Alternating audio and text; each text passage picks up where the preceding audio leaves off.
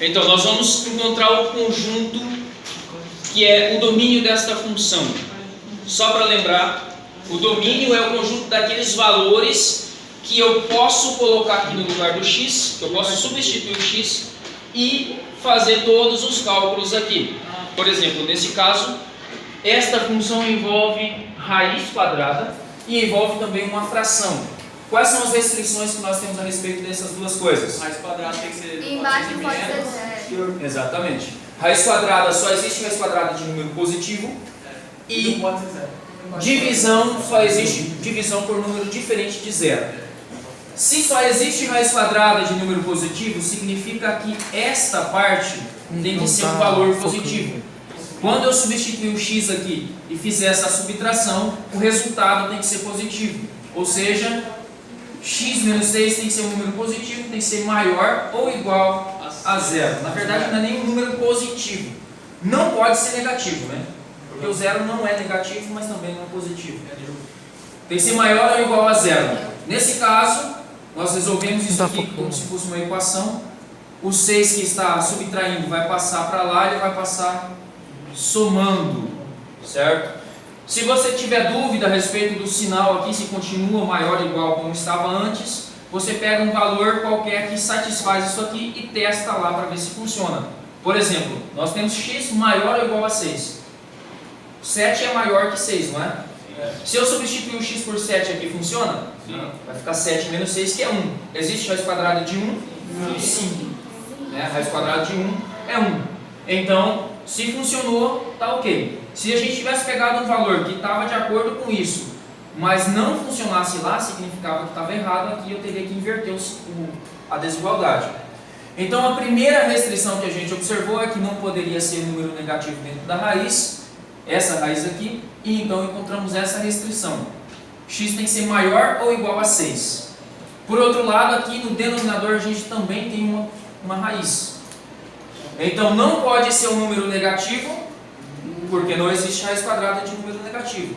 E também não pode ser zero, porque não tem como dividir por zero.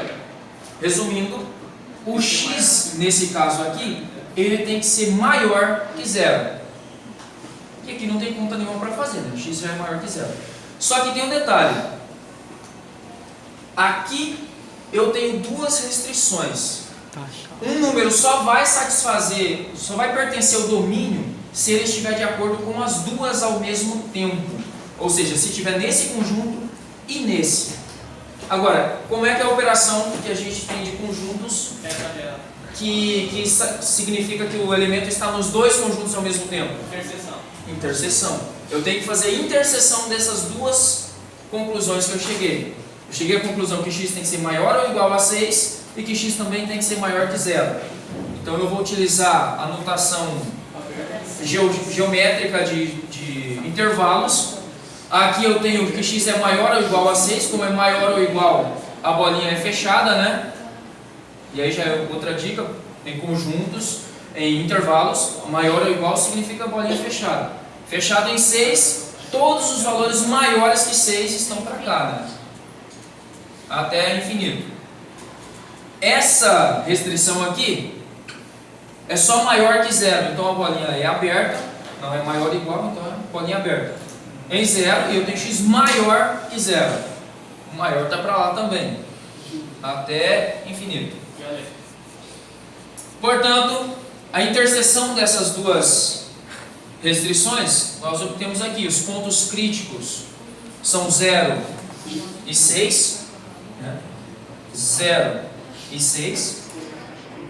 Lembrando, a interseção então é aquele valor que está nos dois conjuntos ao mesmo tempo. Essa parte do intervalo não está em nenhum dos conjuntos. Essa daqui está no segundo conjunto, mas não está no primeiro, então não faz parte da interseção. Aqui o ponto crítico 6, ele pertence aos dois conjuntos ao mesmo tempo? Sim, bolinha fechada e meio do intervalo, então pertence à interseção. E essa região pertence aos dois, também pertence à interseção. Resumindo, vocês podem observar que o resultado aqui ficou igual ao primeiro conjunto, né? Então a gente vai colocar em forma de linguagem de conjuntos.